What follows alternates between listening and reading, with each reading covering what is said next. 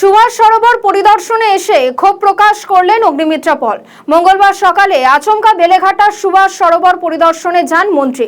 সরোবর এলাকায় যত্রতত্র নোংরা দেখে ক্ষোভ প্রকাশ করেন তিনি সাংবাদিকদের মুখোমুখি হয়ে বলেন, যে সংস্থা সরোবর দেখাশোনার দায়িত্বে রয়েছেন তারা কেবল মাসে মাসে লক্ষ টাকা নিয়ে চলে যাচ্ছে, কাজ কিছুই করছে না।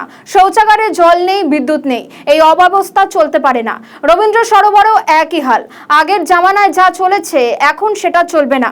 সেই ছবি আপনারা দেখতে পাচ্ছেন। অগ্নিমিত্রা পল একেবারে সুভাষ সরোবরে গিয়েছিলেন এবং অগ্নিমিত্রা পলকে কাছে পেয়ে সেখানকার স্থানীয় বাসিন্দারা তাদের যে অসুবিধার কথা সেগুলো তারা বলেছেন।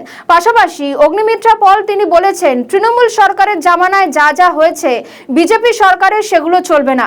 পাশাপাশি তিনি এও বলেন যে সুভাষ সরোবরের যিনি দায়িত্বে রয়েছেন তিনি কোনো কাজ করছেন না, তিনি শুধু মাসে মাসে টাকা নিয়ে চলে যাচ্ছেন। শৌচালয় নেই, জল, বিদ্যুৎ নেই, স্বাভাবিকভাবে সমস্যায় পড়েন সেখানকার মানুষেরা।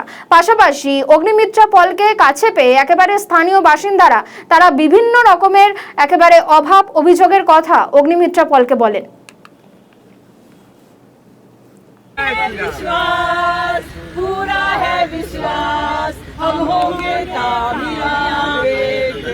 सूरज भी कितना हमको पूरा कैमरामैन बना दिया। मैडम इन्हीं हलो गुरुजी